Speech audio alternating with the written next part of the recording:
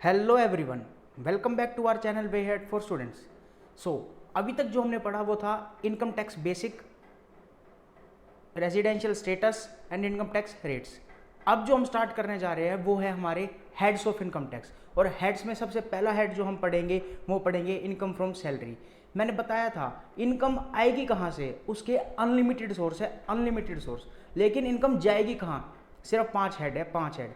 उन 5 हेड के अलावा आपकी इनकम कहीं और जाएगी ही नहीं।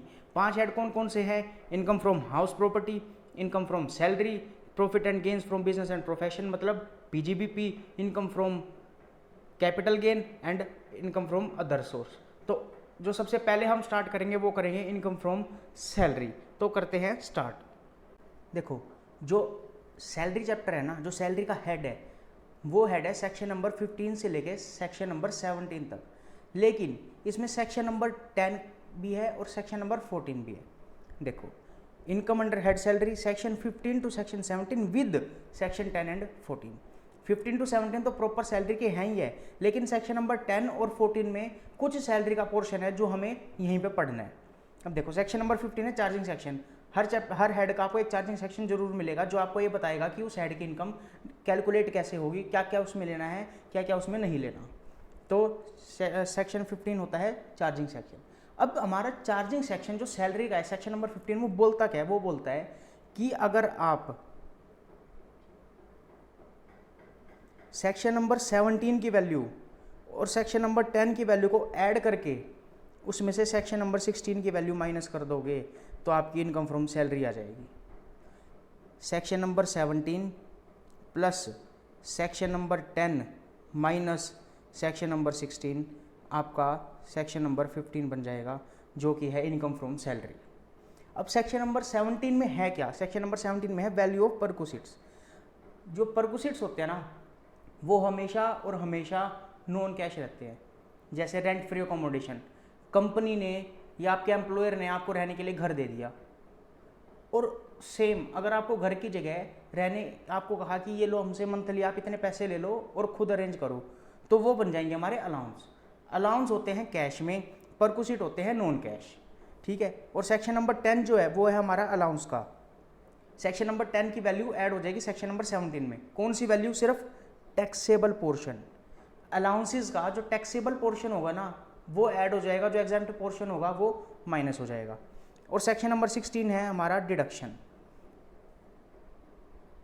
देखो, डिडक्शन ना दो तरह की होती है, एक इंटरनल और एक एक्सटर्नल। इंटरनल होती है जो चैप्टर के अंदर की होती है, जैसे सैलरी हेड की डिडक्शन है सेक्शन नंबर 16 में। एक होती है जो ग्रोस सैलरी आने के बाद जो एक्सटर्नली माइनस होती है, जो किसी हेड में नहीं है, जैसे 80C की डिडक्शन, वो होती हैं एक्सटर्नल डिडक्शंस। तो क्या निकल के आया? सेक्शन नंबर 15 चार्जिंग सेक्शन बोलता है वैल्यू ऑफ परक्विजिट मतलब section number 17 plus value of taxable allowance मतलब section number 10 minus deduction from salary मतलब सेक्शन नंबर 16। क्या निकल के आ जाएगा आपका? Income from salary. बात खत्म। इनकम फ्रॉम सैलरी कैसे आएगा? Section number 17 plus section number 10 minus section number 16। ठीक है। ये था हमारा एक सैलरी चैप्टर का ओवरव्यू कि सैलरी आएगी क्या, या मतलब कैसे आएगी। ठीक है। तो सबसे पहले हम स्टार्ट करेंगे अपने चार्जिंग सेक्शन से ही। चार्जिंग सेक्शन क्या बोल रहा है? देखो, सैलरी मिल रही है, हमें पता है कि सैलरी पड़ रही है, तो बात जो होगी सैलरी की होगी, टैक्सेबिलिटी जो होगी सैलरी की होगी। अब मेरा एक बिजनेस है, तो उस बिजनेस से मैं सैलरी लूँगा या प्रॉफिट लूँगा? प्रॉफिट लूँगा। तो मतलब मेरे बिजनेस पे तो ये चैप्टर लग नहीं रहा, ये हेड लग नहीं रहा। तो ये हेड लगेगा किस पे? ये हेड उन पे एप्लीकेबल होगा, इनमें सिर्फ उन्हीं की इनकम आएगी जहां एम्प्लॉई और एम्प्लॉयर का रिलेशनशिप होगा, अदरवाइज नहीं आएगा। मैं बताता हूँ। मैं केबीसी में गया, मैंने वहाँ से 50 लाख रुपए जीते, मैं आया, तो मेरी वो जो इनकम है 50 लाख रुपए की, वो सैलरी में आएगी? नहीं आएगी, क्योंकि अमिताभ बच्चन मेरा एम्प्लॉयर नहीं है। तो सैलरी चैप्टर तभी लगेगा जब एक रिलेशनशिप होगा। कौन सा रिलेशनशिप? एम्प्लॉयर और एम्प्लॉय का, और कोई रिलेशनशिप नहीं, सिर्फ और सिर्फ एम्प्लॉयर एम्प्लॉय का रिलेशनशिप होगा, तभी वो इनकम सैलरी हेड में आएगी, अदरवाइज नहीं आएगी। अगर आपको कोई इनकम दे रखी है, ये देख लेना कि एम्प्लॉयर एम्प्लॉय का रिलेशनशिप है या नहीं, अगर है तो सैलरी हेड में उसको ले आना, अदरवाइज किसी और हेड में जाएगी। वो किस में जाएगी वो हम जब बाकी हेड पढ़ेंगे तब देख लेंगे, लेकिन हमें ये पक्का है कि फिर वो सैलरी हेड में नहीं आएगी। सैलरी हेड में तभी आएगी जब एम्प्लॉयर एम्प्लॉय का रिलेशनशिप होगा। ठीक है, अब मेरे को एक बात बताओ, मैं एम्प्लॉयर हूँ और एक एम्प्लॉई है मेरे पास, मैं उसको सैलरी दे रहा हूँ, एम्प्लॉयर ही देगा सैलरी, मैंने अपने एम्प्लॉय को सैलरी दी।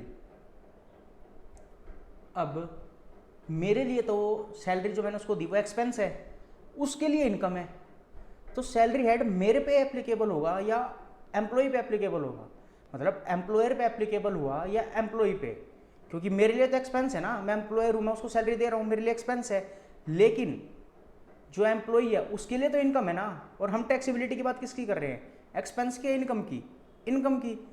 तो किसके हाथ में टैक्सेबल होगा, एम्प्लॉई के हाथ में। तो दूसरा पॉइंट जो हमारा निकल के आ रहा है वो क्या निकल के आ रहा है कि जो सैलरी के सेक्शंस होंगे, जो सैलरी हेड होगा वो एम्प्लॉई के हाथ में टैक्सेबल होगा, मतलब एम्प्लॉई के हाथ में सैलरी चैप्टर के सेक्शंस एप्लीकेबल होंगे, एम्प्लॉयर के हाथ में नहीं होंगे। सैलरी चैप्टर एम्प्लॉय के हाथ में टैक्सेबल होगा, एम्प्लॉयर के हाथ में नहीं होगा। 2 पॉइंट आई समझ। पहला, एम्प्लॉयर एम्प्लॉय का रिलेशनशिप होना चाहिए, और एम्प्लॉय पे सैलरी चैप्टर लगेगा, एम्प्लॉयर पे नहीं लगेगा। ये देखो सेक्शन 15 क्या है, चार्जिंग सेक्शन, और उसके रेलिवेंट पॉइंट में सबसे पहला पॉइंट क्या निकल के आ रहा है कि income is taxable under the head salary if there is employee employer relationship. वो सैलरी हेड में तभी टैक्सेबल होगी इनकम जब एम्प्लॉय और एम्प्लॉयर का रिलेशनशिप होगा, अदरवाइज वो टैक्सेबल नहीं होगी। ठीक है, अब अगला क्या निकल के आ रहा है, salary is taxable on the basis of due और received whichever is earlier. ये समझ लो बहुत इंपॉर्टेंट पॉइंट है, इसमें कन्फ्यूजन भी होती है। इसने कहा है जो सैलरी है ना वो टैक्सेबल कब होगी, ड्यू या received whichever is earlier. अब मेरी बात सुनो, आपकी या फिर आपके फैमिली में आपके फादर की किसी की सैलरी इनकम आ रही है ना, सैलरी मिलती है अगर उनको, तो उनसे पूछना उनके साथ ये हुआ होगा कि सैलरी जो है ना वो ड्यू हो जाती है महीने की आखिरी तारीख, मतलब 30 या 31 को। हम मान के चला 30th को सैलरी ड्यू है, 30th को सैलरी ड्यू, लेकिन उनको सैलरी मिलती है अगले महीने की 3 तारीख को। मतलब मान के चलो अप्रैल की सैलरी 30th अप्रैल को ड्यू हो गई, मिली 3 मई को। ठीक है, अब वो टैक्सेबल कब होगी। अब कई बच्चे ना ये कहते हैं कि क्या ही फ़र्क पड़ेगा, कभी कर लो, 30 को कर लो या 3 को कर लो, क्या फ़र्क पड़ेगा उससे। बहुत फ़र्क पड़ेगा। कैसे, मार्च की सैलरी 30th मार्च को ड्यू हो चुकी, मिली 3 अप्रैल को, अब 3 अप्रैल को मिल रही है, नया फाइनेंशियल ईयर आ गया, नया असेसमेंट ईयर आ गया, क्या पता दोनों के टैक्स रेट में चेंज हो, क्या पता एडवांटेज वहाँ ज़्यादा हो नए असेसमेंट ईयर में, क्या पता पुराने में ज़्यादा हो। तो ये पॉइंट बहुत ज़रूरी है कि वो टैक्सेबल होगी कब, जब सैलरी ड्यू हो रही है तब, या जब सैलरी रिसीव हो रही है तब। तो चार्जिंग सेक्शन में कह दिया कि सैलरी तब टैक्सेबल होगी ड्यू या receive which ever is earlier. जो चीज़ पहले हो जाए तभी टैक्सेबल कर दो, ड्यू पहले है तो पहले, रिसीव्ड पहले है तो वो पहले। जैसे 30th को ड्यू हो रही है और मिल रही है 3rd को, तो 30th को टैक्सेबल कर दो उसे, मतलब 30th मार्च को ही टैक्सेबल हो जाएगी, 30th अप्रैल को ही टैक्सेबल हो जाएगी, 3rd को उसकी कोई ट्रीटमेंट नहीं होगी। अब देखो 3 पॉइंट आए समझ। अब जो हमारा नेक्स्ट पॉइंट निकल के आ रहा है वो क्या निकल के आ रहा है कि अगर आप पार्टनरशिप फर्म में पार्टनर हो और वहाँ से अगर आपको सैलरी मिल रही है तो क्या वो टैक्सेबल होगी सैलरी में। एक चीज़ अपने आप से पूछ लो, क्या पार्टनरशिप फर्म में और पार्टनर में एम्प्लॉयर एम्प्लॉय रिलेशनशिप है, नहीं है, तो वो जाएगी पीजीबीपी में। ठीक है, वो सैलरी में टैक्सेबल नहीं होगी, वो टैक्सेबल होगी पीजीबीपी में। पार्टनर को अगर पार्टनरशिप फर्म से सैलरी मिल रही है तो वो जाएगी पीजीबीपी हेड में, ना कि सैलरी में। अगला पॉइंट क्या है, अगर सैलरी मिल रही है किसको, एमपी एमएलए एमएलसी को, तो वो टैक्सेबल होगी under the head income from other source. Salary में टैक्सेबल नहीं होगी क्योंकि वो हमारे लिए काम कर रहे हैं, हमने ही उनको अपॉइंट किया है, तो वो इनकम फ्रॉम अदर सोर्स में जाएगी, इनकम फ्रॉम सैलरी में नहीं आएगी। अभी तक जो हमने सेक्शन 15 में पॉइंट पढ़े वो कौन कौन से हैं, एम्प्लॉयर एम्प्लॉय रिलेशनशिप होना चाहिए, एम्प्लॉई के हाथ में टैक्सेबल है सैलरी चैप्टर, एम्प्लॉयर के हाथ में नहीं है, due received whichever is earlier पे सैलरी टैक्सेबल है, पार्टनरशिप फर्म में अगर पार्टनर को मिल रही है तो वो पीजीबीपी में जाएगी। एमपी एमएलए एमएलसी को जो सैलरी मिल रही है वो इनकम फ्रॉम अदर सोर्स में जाएगी। यहाँ तक बात आती है समझ। अगला पॉइंट क्या निकल के आ रहा है? अगला पॉइंट निकल के आ रहा है कि अगर कॉन्ट्रैक्ट ऑफ सर्विस है, अगर कॉन्ट्रैक्ट ऑफ सर्विस है तो आएगा सैलरी हेड में। अगर कॉन्ट्रैक्ट फॉर सर्विस है तो वो जाएगा पीजीबीपी में। अब कॉन्ट्रैक्ट ऑफ सर्विस और कॉन्ट्रैक्ट फॉर सर्विस क्या है? देखो, मैं एक सीएम में हूँ, एक कंपनी में ना वैकेंसी निकली कि उन्हें कॉस्ट अकाउंटेंट प्रोफाइल के लिए एक बंदा चाहिए। मैंने वहाँ इंटरव्यू दिया, उन्होंने मुझे अपॉइंट कर लिया। उन्होंने मुझे जॉब ऑफर दिया और जॉब लेटर दिया और मैंने ऑफर लेटर उसको साइन करके दे दिया। अब जो ये हुआ ना, ये हुआ कॉन्ट्रैक्ट ऑफ सर्विस में। मैं उनके लिए काम कर रहा हूँ, उनका काम कर रहा हूँ, जो सर्विस है मैं वो उन्हीं को दे रहा हूँ और किसी को नहीं दे रहा। कॉन्ट्रैक्ट ऑफ सर्विस, लेकिन मेरी खुद की फर्म है तब मैं उनका काम कर रहा हूँ अपनी फर्म में, तो वो है कॉन्ट्रैक्ट फॉर सर्विस कि मैं आपका ये पीरियोडिक काम कर दूंगा, उसके बाद आप मुझे मेरी फीस है वो दे दोगे और ख़त्म। ये है कॉन्ट्रैक्ट फॉर सर्विस। तो कॉन्ट्रैक्ट ऑफ सर्विस अगर होगा तो सैलरी हेड में जाएगा, कॉन्ट्रैक्ट फॉर सर्विस होगा तो वो पीजीबीपी हेड में जाएगा। ठीक है, ये भी आता है समझ। अब यहाँ पे ना 2 पॉइंट निकल के आते हैं, 2 टर्म्स, सैलरी फोरगोन और सैलरी सरेंडर। तो सैलरी फोरगोन और सैलरी सरेंडर क्या है? देखो, जैसे आप सीएम में बन गए, आपको स्टार्टिंग में मिल रहा है 10 लाख पर एनम का पैकेज। ठीक है, आपने कहा कि ना ये स्टार्टिंग है, अभी मुझे पैसे का लालच नहीं है, तो आप मुझे 10 लाख दोगे ना, उसमें से 5 लाख जो है ना मैं गवर्नमेंट को दे दूंगा, मतलब गवर्नमेंट को दे दूंगा इन सेंस किसी अच्छे काम में लगा दूंगा गवर्नमेंट के ही। तो 5 लाख तो आपको मिल रहे हैं, 5 लाख आपने गवर्नमेंट को दे दिए। तो ये क्या है? सैलरी फोरगोन। आपने लिए कितने? 5 लाख, दिए कितने? 5 लाख। तो फोरगोन हुई आपकी 5 लाख। अब इस चीज़ पे सेक्शन 15 क्या बोल रहा है? सेक्शन 15 बोल रहा है कि आपको जो पैसे मिले ना वो पूरे के पूरे 10 लाख मिले, उसमें से आपने 5 लाख रुपए जो हैं वो कहीं और लगा दिए। मतलब salary forgone is merely application of money. Salary forgone कुछ नहीं है, सिर्फ एप्लीकेशन ऑफ मनी है कि हम पैसे को कैसे यूटिलाइज कर रहे हैं, सिर्फ एक वो है। इसलिए salary forgone is always taxable. Taxable होगा, क्यों होगा? क्योंकि वो सिर्फ एक एप्लीकेशन ऑफ मनी है कि 10 लाख मिलने थे, 5 लाख तो हमने पर्सनल यूज में रख लिए, 5 लाख रुपए हमने कहीं और लगा दिए, तो ये और कुछ नहीं, सिर्फ एप्लीकेशन ऑफ मनी है, इसलिए ये पूरा का पूरा टैक्सेबल होगा।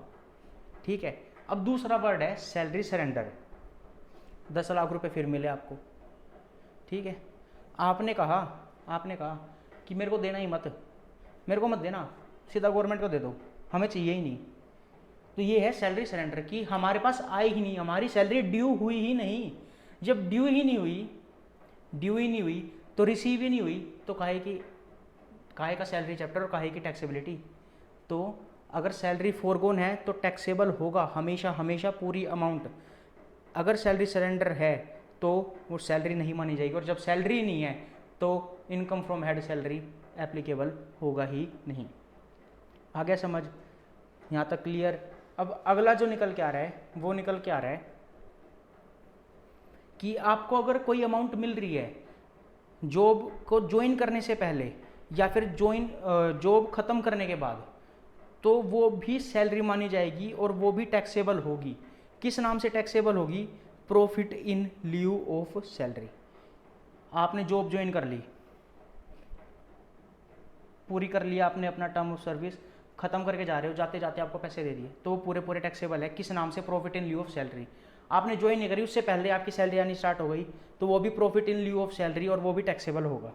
ठीक है, उसके बाद जो अगला पॉइंट है वो हम पढ़ ही चुके कि जितने भी सेक्शन है सैलरी के वो एप्लीकेबल होंगे in the hands of employee, not in the hands of employer. ठीक है, अब अगला निकल के आ रहा है एरियर्स ऑफ सैलरी। देखो, एरियर्स ऑफ सैलरी क्या है? मैंने ना एक कंपनी ज्वाइन की, उन्होंने कहा कि आपकी starting salary 15 lakh per annum. मैंने कहा जी ठीक है, और टर्म्स में लिखा था कि आपकी 10% इंक्रीमेंट होता रहेगा। ठीक है, अच्छा लगा, मैंने ज्वाइन कर लिया।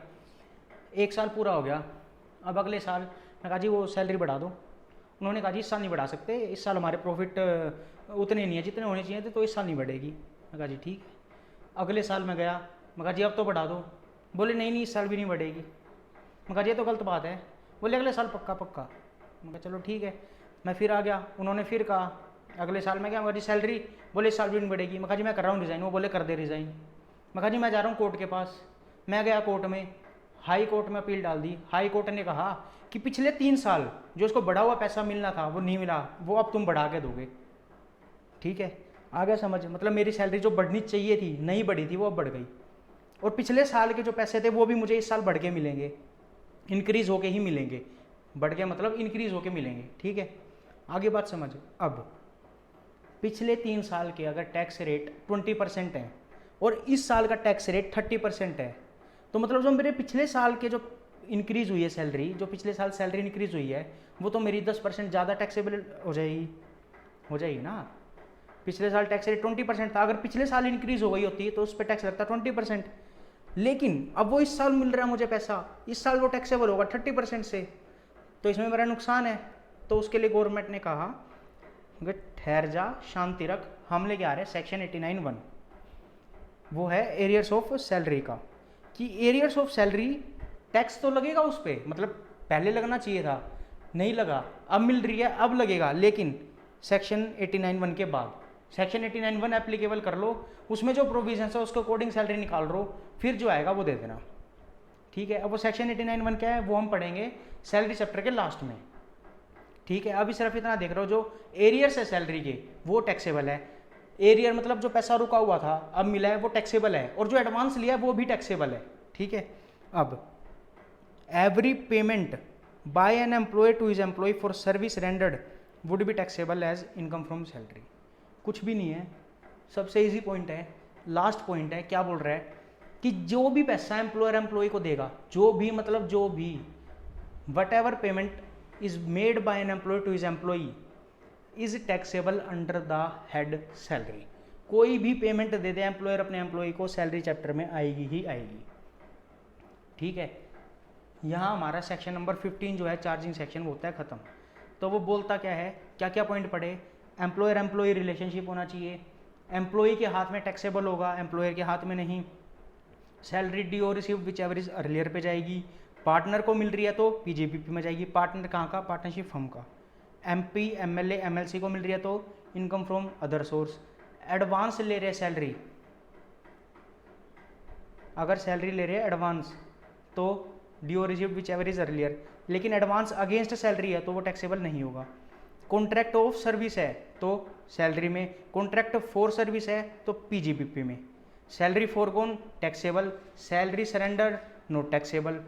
ज्वाइनिंग से पहले और सेशन के बाद जो पैसा मिल रहा है profit in lieu of salary taxable. Arrears of salary taxable. जितनी भी पेमेंट होगी एम्प्लॉय को एम्प्लॉयर के द्वारा वो सारी की सारी सैलरी हेड में आएगी। तो अभी तक जो हमने पढ़ा वो था ये सभी पॉइंट्स देखने के बाद अब हमें करना क्या है? अब हमें देखना है कि हम सैलरी की इनकम कंप्यूट कैसे करेंगे। Computation of income under head salary. ये देखो, ये है वो टेबल, वो फॉर्मेट जिसमें आप वैल्यू डालते जाओ, आपकी सैलरी की इनकम आ जाएगी। अब सबसे पहले जो सैलरी में आएगी वो आएगी बेसिक सैलरी।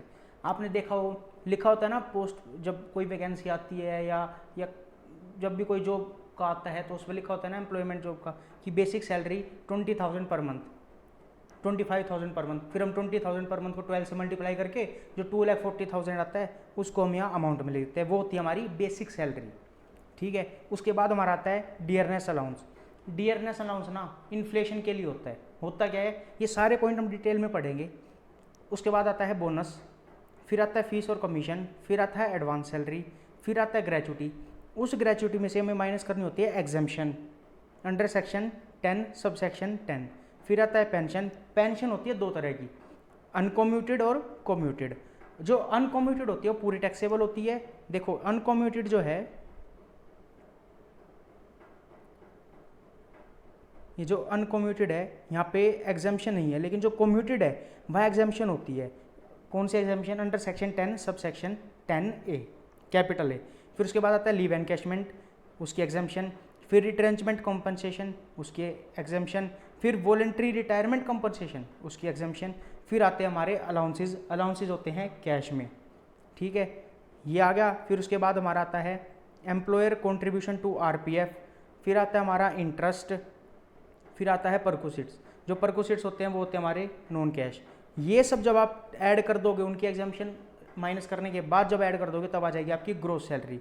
ग्रोस सैलरी के बाद हमने क्या पढ़ा था, सेक्शन नंबर 17 मतलब परक्विजिट्स में ये जितने भी हैं सारे क्या हैं आपके, ये जो सारे हैं सारे क्या हैं आपके allowance, dearness allowance, bonus commission, सारे जो है अलाउंसेज में आते हैं। सेक्शन 16 अलाउंसेज वाला ऐड करोगे, फिर उसके बाद जब आप माइनस करोगे सेक्शन नंबर 16 की डिडक्शंस, उसके बाद निकल के आएगी आपकी नेट सैलरी या फिर टैक्सेबल सैलरी या फिर टोटल सैलरी। ये आपका पूरा फॉर्मेट, और ये फॉर्मेट हमें इसी सीक्वेंस में पढ़ना है। ये सारी आइटम जितनी भी यहाँ लिखी हैं, जितने भी पर्टिकुलर्स हैं, ये सारे के सारे हमें डिटेल में पढ़ने हैं कि कैसे टैक्सेबिलिटी होगी, कितनी अमाउंट टैक्सेबल होगी, कितनी एग्जाम्प्ट होगी, सारा का सारा हमें इसी चैप्टर में देखना है। तो हम स्टार्ट करते हैं सबसे पहले बेसिक सैलरी से। बेसिक सैलरी कुछ नहीं है, due received whichever is earlier. Basic salary कोई अलग पॉइंट है नहीं। उसके बाद जो है वहाँ से स्टार्ट होते हैं हमारे नए पॉइंट, और अगला पॉइंट हमारा डियरनेस अलाउंस। तो देखो डियरनेस अलाउंस क्या होता है। देखो कई बार ना क्या होता है, आपको सैलरी तो मिल रही है 20,000 पर मंथ, लेकिन क्या हुआ कि महंगाई हो गई, पेट्रोल के रेट बढ़ गए, जो वेजिटेबल्स है जैसे अनियंस के प्राइस कई बार क्या होता है बढ़ जाते हैं, 100 रुपये 150 रुपये पर केजी हो जाता है। तो उसमें क्या होता है कि आपकी जो सैलरी वो पूरी नहीं होती, तो आप अपने एम्प्लॉयर के पास जाते हो, उसको आप ये कहोगे ना सैलरी बढ़ा दे, नहीं बढ़ाएगा। उसको ये कहोगे ना महंगाई होगी, तो वो कहेंगे ठीक है तुम महंगाई के लिए डियरनेस अलाउंस ले लो हमारे से। इसको हम बोलते हैं महंगाई भत्ता, इसको बोल देते हैं महंगाई भत्ता, डियरनेस अलाउंस। ये किस लिए दिया जाता है, टू मीट इन्फ्लेशन कॉस्ट। ये भी सैलरी की तरह ही टैक्सेबिलिटी है इसकी, फुली टैक्सेबल, कोई भी एग्जाम्पशन नहीं है, पूरा का पूरा टैक्सेबल होगा ड्यू और receive which ever is earlier base पे। ठीक है, दो तरह का होता है। अब देखो, या तो रिटायरमेंट के लिए पैसा मिला है या फिर जो आप जॉब कर रहे हो उसी टाइम पे मिला है। दो तरह का होता है डीए, इसको हम बोलते हैं डीए, डियरनेस अलाउंस को बोलते हैं शॉर्ट फॉर्म में डीए। अगर आपको डीए मिल रहा है, आप रिटायरमेंट के लिए, मतलब जब आप रिटायर हो रहे हो तब वो पैसा मिल रहा है, रिटायरमेंट टाइम के लिए जब आपको पैसा मिलता है तो वो होता है फॉर्मिंग पार्ट ऑफ रिटायरमेंट, जो आपकी रिटायरमेंट का पार्ट बनेगा, फॉर्मिंग पार्ट ऑफ रिटायरमेंट। लेकिन जब आप जॉब कर रहे हो, एम्प्लॉयमेंट में हो, तभी आपको डीए मिल जाए तो वो होता है non forming part of retirement. ठीक है, डी होता है दो तरह का, फॉर्मिंग पार्ट ऑफ रिटायरमेंट और non forming part of retirement. ये दोनों अलग अलग होते हैं। जब हम आगे पढ़ेंगे ना बाकी पॉइंट्स, जब उसमें बात आएगी सैलरी की, तो सैलरी में ना कई बार सिर्फ ये इंक्लूड होगा और कई बार दोनों इंक्लूड होंगे सैलरी में। ठीक है, तो ये दोनों अलग अलग है, इनका ध्यान रखना। अगला बोनस। बोनस कुछ नहीं है, अगर मिलेगा तो टैक्सेबल, नहीं मिलेगा तो कोई टैक्सेबिलिटी नहीं। ड्यू का इसमें कोई चक्कर ही नहीं है। कब टैक्सेबल होगा, fully taxable on receipt basis, जब मिल रहा है तब टैक्सेबल, और पूरा का पूरा टैक्सेबल है, कोई एग्जाम्पशन नहीं है। अगला आ रहा है कमीशन। कमीशन भी सेम फुल्ली टैक्सेबल होगा, ड्यू और रिसीट विच एवरेज, यहाँ लिखा नहीं है लेकिन ये फुल्ली टैक्सेबल होता है पूरा का पूरा। डीए होता है दो तरह का, फॉर्मिंग और नॉट फॉर्मिंग। कमीशन होता है तीन तरह का, 3 टाइप्स ऑफ कमीशन, तीनों के तीनों पूरे टैक्सेबल हैं। कौन कौन से होते हैं, फिक्स्ड अमाउंट। एक तो होता है कि 10,000 आपकी सैलरी है प्लस 2,000 आपका कमीशन है। ठीक है, अगला होता है परसेंटेज बेस्ड ऑन टर्नओवर, कि जितनी हमारी टर्नओवर होगी ना उसका 1% आपका कमीशन है या 0.5% आपका कमीशन है। या फिर परसेंटेज बेस्ड ऑन प्रॉफिट्स, कि 10% प्रॉफिट का आपका कमीशन है। जब हम सैलरी कैलकुलेट करेंगे ना आगे, तो उसमें लिखा होता है कि basic salary plus DA, DA में भी लिख देंगे फॉर्मिंग पार्ट, और कमीशन में लिख देंगे सिर्फ टर्नओवर बेसिस। तो ये अलग अलग होते हैं, हमें ध्यान रखने पड़ते हैं कि कौन सा कमीशन ऐड होगा कौन सा नहीं होगा। ठीक है, अब ये देखो यहाँ पे हमने बेसिक सैलरी क्या है वो पता कर लिया, डीए क्या पता कर लिया, बोनस भी, फीस और कमीशन भी। एडवांस सैलरी ये तो वो है कि बेसिक सैलरी है कि पैसा पहले ले लिया तो पहले टैक्सेबल कर दो, बस सिंपल है। अगला जो मेन पॉइंट निकल के आ रहा है, अब यहाँ से जो है सारे पॉइंट्स ऐसे शुरू हो गए जिनकी हमें पूरी एक्सप्लेनेशन पढ़नी पड़ेगी डिटेल में। तो उस पॉइंट में सबसे पहला पॉइंट, जो सबसे पहला वर्किंग नोट निकल के आ रहा है, वो निकल के आ रहा है हमारा ग्रेचुटी का। तो देखो ग्रेचुटी क्या बोल रहा है, ग्रेचुटी हमें, अगर आपको ग्रेचुटी मिल रही है at the time of employment, gratuity received during the employment या ड्यूरिंग द जॉब, तो पूरी टैक्सेबल है, पूरी की पूरी टैक्सेबल है, एक भी रुपया एग्जाम्प्ट नहीं होगा, पूरी टैक्सेबल होगी। चाहे आप गवर्नमेंट एम्प्लॉई हो चाहे नॉन गवर्नमेंट एम्प्लॉई हो, आप कोई भी हो, पूरी ग्रेचुटी टैक्सेबल होगी जब आप जॉब के टाइम पे रिसीव कर रहे हो। ठीक है, दूसरा gratuity received eight the time of retirement, job के टाइम पे मिल रही है तो पूरी टैक्सेबल, लेकिन अगर रिटायरमेंट के टाइम पे मिल रही है तो दो केस, या तो आप गवर्नमेंट एम्प्लॉई हो या आप नॉन गवर्नमेंट एम्प्लॉई हो।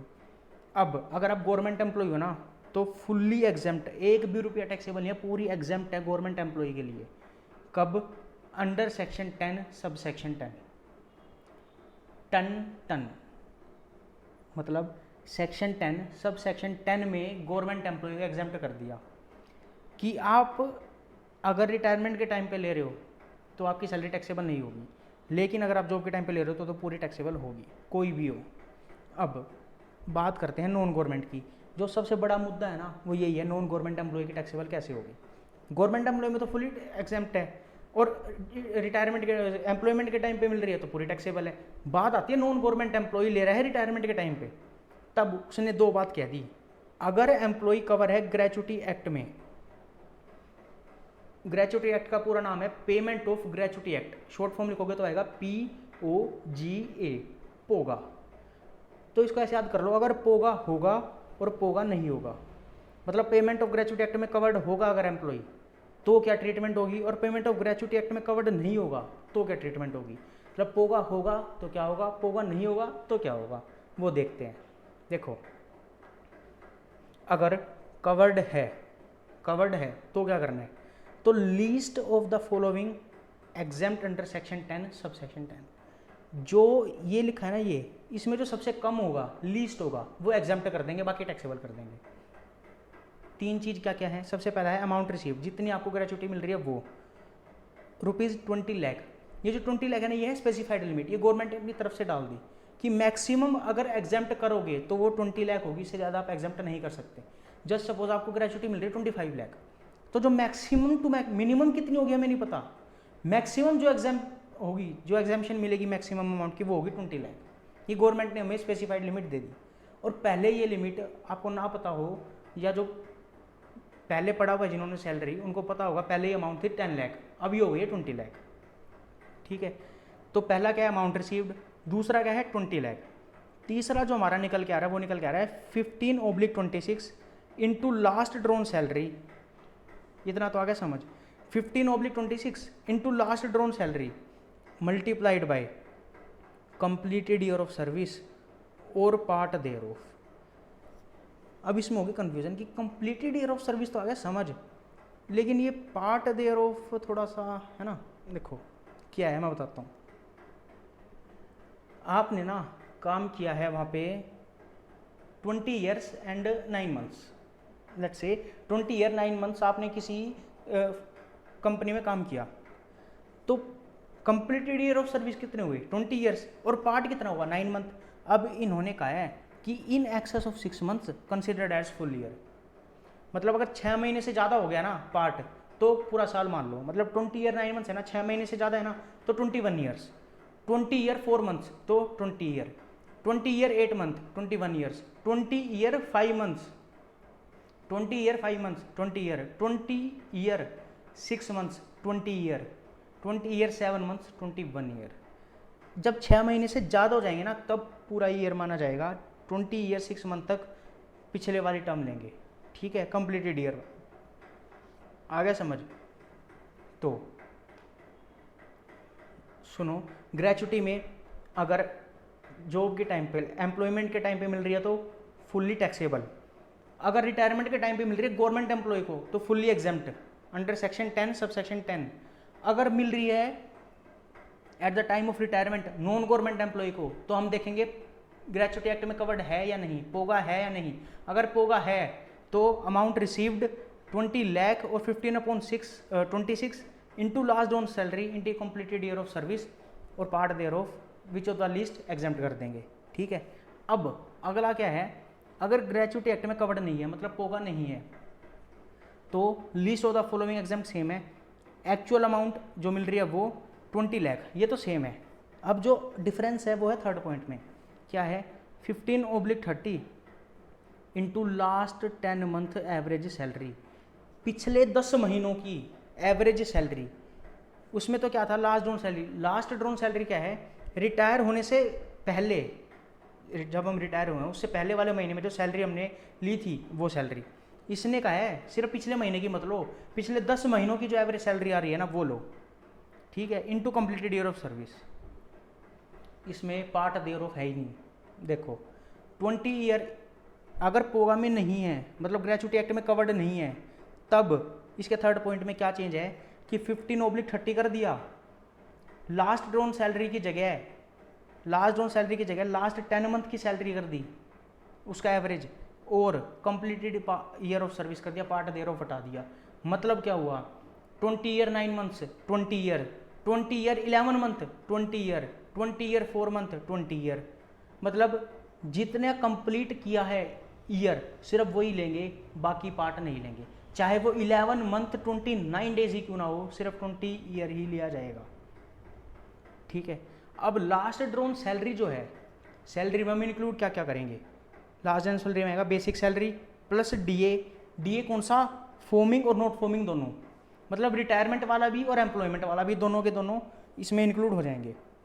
और एवरेज सैलरी में क्या है, एवरेज सैलरी में आएगा basic salary plus DA forming वाला, फॉर्मिंग पार्ट ऑफ रिटायरमेंट जो था ना, जो रिटायरमेंट के लिए पैसा मिलेगा सिर्फ वो, और कमीशन टर्नओवर बेस। क्या डिफरेंस है दोनों में, लास्ट डाउन सैलरी में पिछले 1 महीने की सैलरी लेंगे, कौन सी, बेसिक सैलरी और डीए दोनों, फॉर्मिंग और नॉट फॉर्मिंग दोनों, ठीक है। एवरेज सैलरी में क्या लेंगे, basic salary plus DA forming part plus commission turnover basis, ठीक है। और एक कब का लेंगे, पिछले 10 महीने की सैलरी का, लास्ट 10 मंथ सैलरी का लोगे, फिर उसको डिवाइड करोगे 10 से, तो आएगी आपकी एवरेज सैलरी, और वो यहाँ पे पुट कर देना, यहाँ पुट कर देना, ठीक है। आ गया समझ। अब ग्रेचुइटी से रिलेटेड कुछ इंपॉर्टेंट पॉइंट है, वो क्या है, देखो अब जरूरी नहीं ना कि आप 20 साल कहीं काम करो, आपका मन भर गया इस कंपनी से, आप 10 साल बाद ये कंपनी छोड़ के दूसरी में जा रहे हो, तो ग्रेचुइटी आपको यहाँ भी मिल रही थी, ग्रेचुइटी वहाँ भी मिल रही है, तो क्या दोनों अलग अलग एग्जाम्प्ट करोगे, नहीं, दोनों की मिला के एग्जाम्प्ट होगी। ऐसा नहीं होगा कि 5 लाख की यहाँ पे कर दो आप जहाँ पहले काम किया, और 5 लाख की वहाँ कर दो, नहीं, पूरी की पूरी 10 लाख एक साथ ही टैक्स एग्जाम्प्ट होगी, वो अगर होगी तो, ठीक है। इफ ग्रेचुइटी रिसीव्ड फ्रॉम 2 और more employer in the same year, then gratuity amount exempt from tax, aggregate amount, जो एग्रीगेट अमाउंट होगी वो टैक्स एग्जाम्प्ट होगी, अलग अलग नहीं होगी। अगर ग्रेचुइटी रिसीव हो रही है अर्लियर फ्रॉम अनदर एम्प्लॉई, किसी और एम्प्लॉई से पहले, then limit of 20 lakh will be reduce by amount exempt earlier. देखो 5 लाख रुपए वहाँ लेके आए आप, तो वहाँ एग्जाम्प्ट हो गई। अब जब यहाँ आ रहे हो ना, तो 20 लाख वाली लिमिट को 15 लाख कर दोगे, क्योंकि 5 लाख आप पहले ही कर चुके हो एग्जाम्प्ट, ठीक है। Gratuity received after death of the employee is fully exempt. अगर किसी एम्प्लॉय की डेथ हो गई, उसके बाद जो ग्रेचुइटी मिल रही है, मतलब उस एम्प्लॉय को नहीं मिलेगी, उसके डिपेंडेंट्स को मिल सकते हैं, उसकी वाइफ को, उसके बच्चों को, उनको मिल रही है, तो वो पूरी की पूरी एग्जाम्प्ट है। यहाँ पे ना एक पॉइंट लिखा नहीं है, वो पॉइंट क्या है, अगर ग्रेचुइटी, अगर आप काम कर रहे हो ऐसी जगह जो कंपनी, जो फर्म सीजनल काम करती है, जैसे आप काम करते हो क्रैकर बनाने वाली जो फैक्ट्री है वहाँ काम करते हो, या जो होली मटेरियल बनाती है वहाँ काम करते हो, वो सीजनल है, वो सारे टाइम काम नहीं करते वो, तो इसलिए वहाँ पे ना ये जो आपने यहाँ पे 15/26 और 7/30 पढ़ा है ना, 15/30 पढ़ा है, इसको 7/26 कर देना और 7/30 कर देना। ये जो है ना, ये 2 चीज़ ये चेंज हो जाएगी, वो सीजनल एम्प्लॉयमेंट में, बाकी सारी चीज़ सेम रहेगी। क्या चेंज हो जाएगा इसमें भी, 7/26 और 7/30, 15 की जगह 7 और यहाँ भी 15 की जगह 7, बाकी सारा सेम, ठीक है। ग्रेचुइटी हो चुका पूरा, आई होप आप लोगों को ये समझ आ गया हो।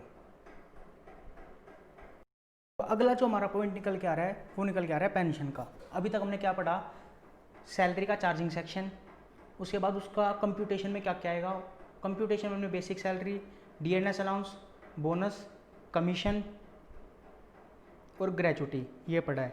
अब जो निकल के आ रहा है वो निकल के आ रहा है हमारा पेंशन, कि पेंशन की ट्रीटमेंट कैसे होगी।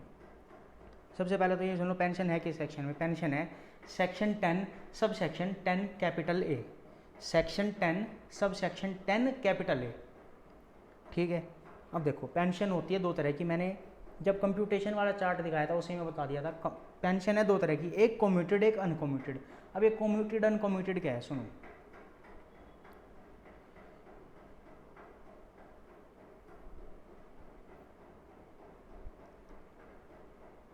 आप ना रिटायर हो रहे हो, आपको पेंशन मिल रही है, उन्होंने कहा कि आप रिटायर हो जाओ, आपको ना 10,000 पर मंथ का पेंशन मिलती रहेगी।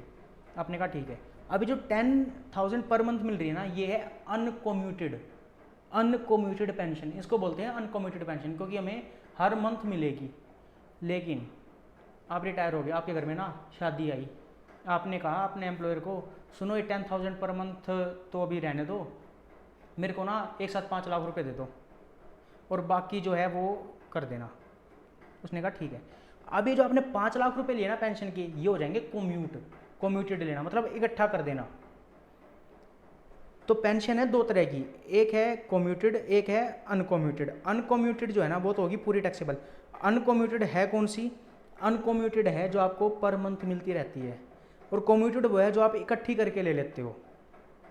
ठीक है, जो अनकम्यूटेड पार्ट होगा ना पेंशन का, वो तो हो जाएगा फुल्ली टैक्सेबल, और जो कम्यूटेड पेंशन है उसकी ट्रीटमेंट कैसे होगी वो देख लेंगे। लेकिन फिलहाल ये देख लो, अनकम्यूटेड जो है वो पक्का पक्का पूरी टैक्सेबल है। आप कोई भी एम्प्लॉय हो, कुछ भी हो, पूरी टैक्सेबल है। ठीक है, अब बात आती है कम्यूटेड की, इसकी ट्रीटमेंट कैसे करें। कम्यूटेड पेंशन में दो केस, या तो आप गवर्नमेंट एम्प्लॉय होगे या फिर आप नॉन गवर्नमेंट होगे, दोनों में से एक केस हुआ होगा, या तो गवर्नमेंट एम्प्लॉय या नॉन गवर्नमेंट। अगर आप गवर्नमेंट एम्प्लॉय हो तो पूरा एग्जाम्प्ट, गवर्नमेंट एम्प्लॉय हो ना तो आप पूरा एग्जाम्प्ट। अब बात आती है नॉन गवर्नमेंट एम्प्लॉय की।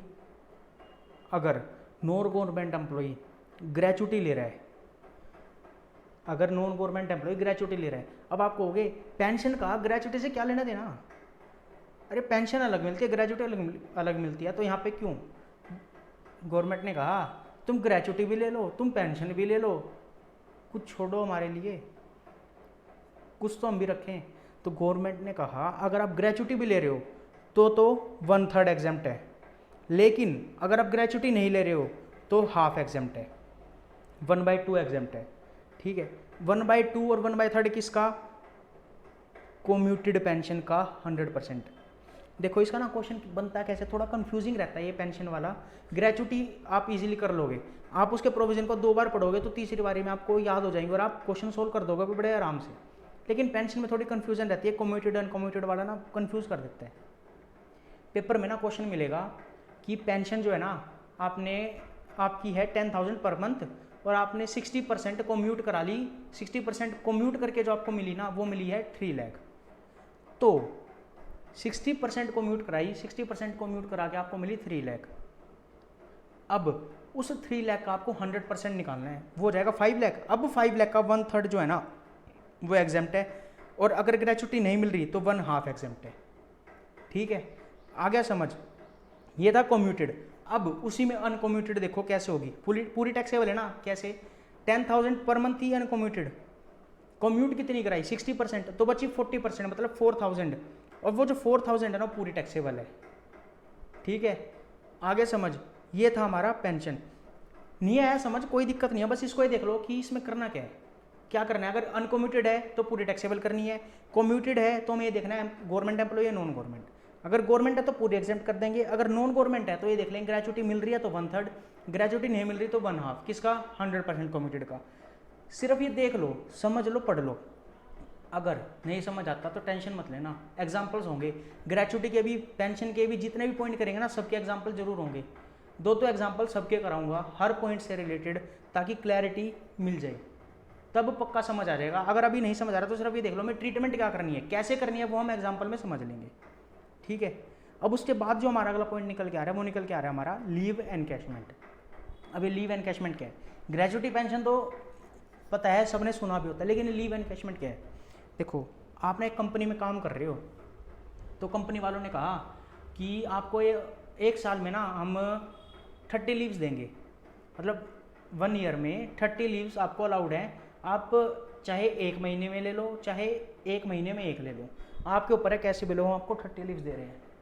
लेकिन आप सिंसियर एम्प्लॉय हो तो आपने ना सिर्फ 2 ही लीव्स ली या 5 लीव्स ली, 25 लीव्स आपने ली नहीं, तो गवर्नमेंट तो जो कंपनी है ना वो कह रही है 25 ली नहीं ना, आपने 25 लीव्स नहीं ली, सिर्फ 5 ली, आपने अपनी लॉयल्टी दी हमें, तो इन 25 लीव्स का जो पैसा है ना वो ले लो आप।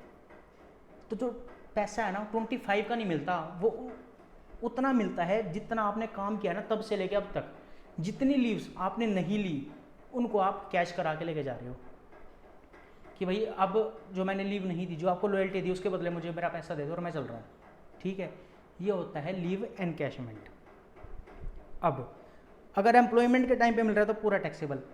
आपने देखा हो ग्रेचुटी में भी, पेंशन में भी और लीव एनकैशमेंट में भी, अगर एम्प्लॉयमेंट के टाइम पे मिल रही है कोई चीज़ तो पूरी टैक्सेबल है।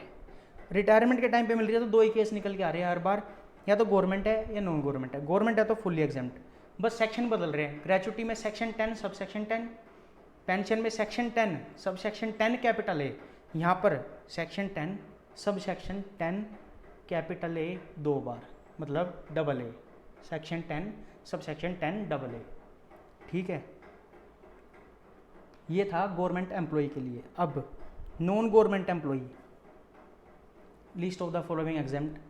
कैसे? अमाउंट रिसीव्ड, जितने पैसे उसको मिल रहे हैं वो 3 लाख। 3 लाख क्या हुई? स्पेसिफाइड लिमिट कि मैक्सिमम जो अब एग्जेम्पशन मिलेगी वो कितने की मिलेगी? 3 लाख की। उसके बाद क्या है? 10 इंटू एवरेज सैलरी और unavailed leaves into average salary. दो चीज़ नहीं निकल के आई, एवरेज सैलरी कैसे कैलकुलेट होगी और अनअवेल्ड लीव्स कैसे कैलकुलेट होगी। तो ये दोनों देख लेते हैं पहले। देखो एवरेज सैलरी क्या बोल रहा है? Immediate preceding 10 months from the date of retirement. बड़ी इंपॉर्टेंट लाइन है, बहुत कुछ बोल दिया इस लाइन ने। Immediately preceding 10 months from the date of retirement. आपको याद हो मैंने ग्रेचुटी में कहा था जब आप रिटायर हो रहे हो ना उससे पहले वाले 10 महीने, मतलब अगर आप अप्रैल में हो रहे हो ना रिटायर तो मार्च से स्टार्ट होंगे पिछले 10 महीने। लेकिन यहाँ पे मंथ नहीं है, यहाँ पे है डेट ऑफ रिटायरमेंट। ये बहुत बड़ा फ़र्क डाल देगा। जस्ट से आप रिटायर हो रहे हो 15 मार्च को, तो 14 मार्च से 10 महीने कैलकुलेट होंगे यहाँ पे। यहाँ पे फरवरी से कैलकुलेट नहीं होंगे पिछले 10 महीने। ठीक है, तो ये चीज़ें ध्यान रखना। क्वेश्चन करेंगे, क्वेश्चन में देखेंगे कितना फ़र्क डालेंगे। दोनों तरह से करके दिखाऊंगा, मंथ से भी और डेट से भी। पूरा का पूरा आंसर चेंज हो जाएगा। सैलरी में क्या क्या आएगा? अब एवरेज सैलरी तो हमें पता चल गया कब की लेनी है, जिस दिन रिटायर हुआ है उससे पिछले 10 महीने।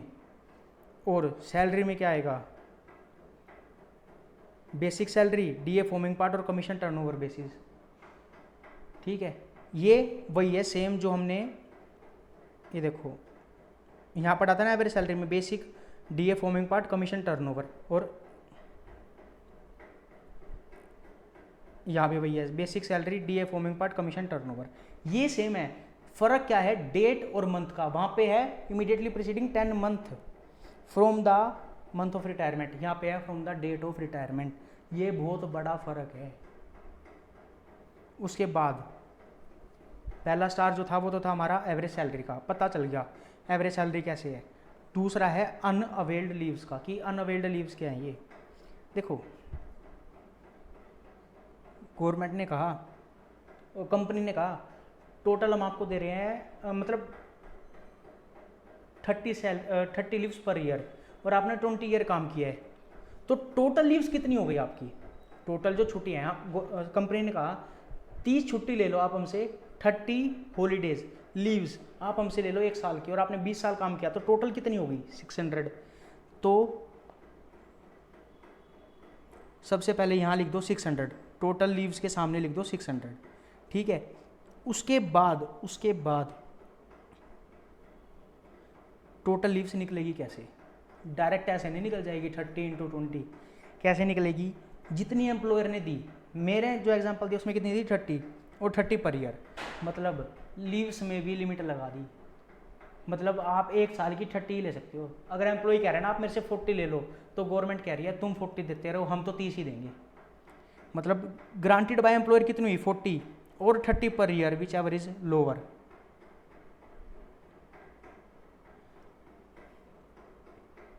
लीव्स ग्रांटेड बाय एम्प्लॉयर 40 और 30 leaves per year, which ever is lower 40 और 30 विच एवर इज लोअर, जितनी एम्प्लॉयर ने दी और 30 दोनों में से जो कम है वो कितनी होगी 30 into completed year of service ignore fraction, मतलब 20 ईयर 8 मंथ तो 20, 20 year 9 month 20, 20 year 11 month 20, 20 year 4 month 20। ठीक है, तो 30 इंटू 20 600, फिर यहाँ लिखो टोटल लीव 600 लेस माइनस क्या कर दो उसमें से लीव्स अवेल्ड। अब ऐसा तो नहीं है ना कि आप इतने लोयल हो कि आप बीमार हो या कोई फंक्शन है, आपने कहीं कुछ नहीं किया, आप अगर आप बीमार हुए तो भी आप संडे को हुए हो, आपका फंक्शन था तो भी आप वो संडे को था, ऐसा तो नहीं हो सकता ना, आपने छुट्टियां तो ली होंगी। तो जो छुट्टियां ले ली टोटल में से जितनी आपने छुट्टियां ले ली वो माइनस कर दो, वो यहाँ माइनस हो जाएंगी।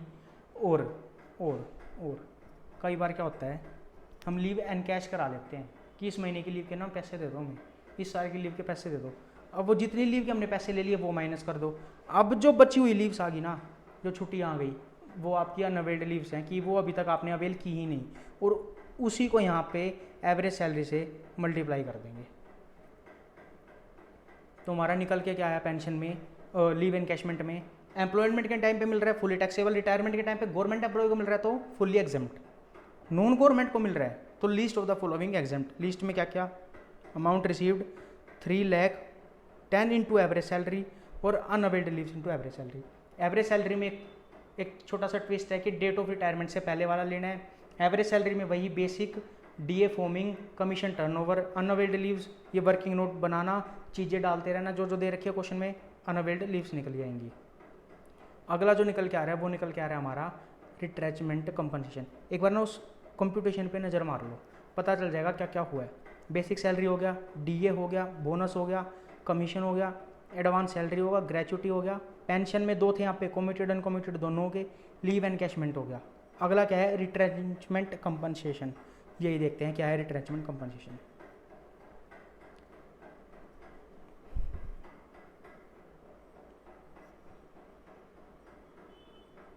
देखो रिट्रेंचमेंट कंपनसेशन का जो सेक्शन है वो है सेक्शन 10 सब सेक्शन 10B। सीधी एग्जाम्पशन कैसी, जितनी अमाउंट मिल रही है इस कंपनसेशन की वो, और 5 लाख, 5 लाख क्या हुई स्पेसिफाइड लिमिट, स्पेसिफाइड लिमिट मतलब मैक्सिमम एग्जाम्पशन कितनी मिल सकती है 5 लाख की।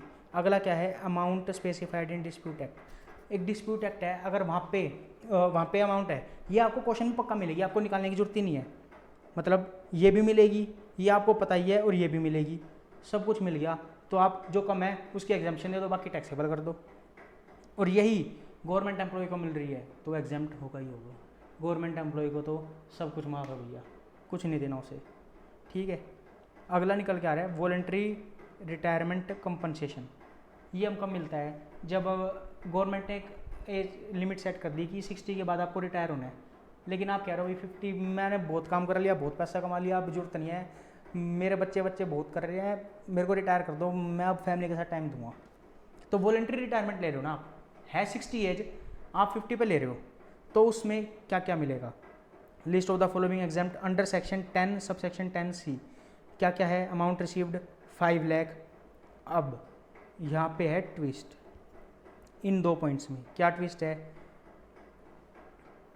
3 into last drawn salary into completed year of service ignore fraction, मतलब वही 20 year 8 month 20, 20 year 9 month 20, 20 year 4 month 20, last drawn salary multiplied by 3।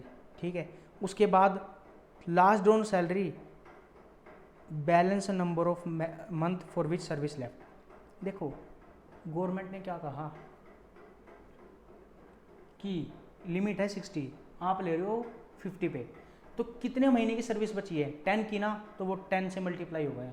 ये है balance number of month for which service left, कितने महीनों की सर्विस बची है, और यहाँ पे ना मंथ ही लिखना, कहीं ईयर लिख दो। 10 साल है ना तो 10 साल नहीं आएंगे, जितने मंथ बनते हैं उतने आएंगे।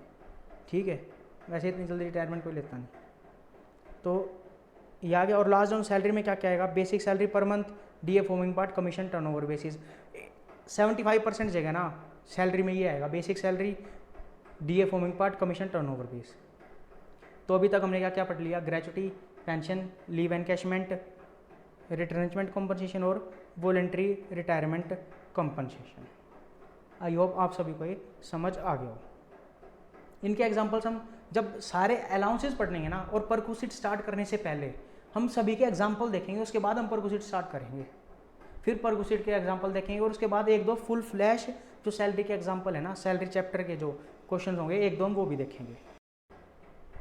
Thank you for watching this guys, and if you think we need any changes, do let us know in the comment box, and if you want you can join us also on Telegram, Instagram and Facebook.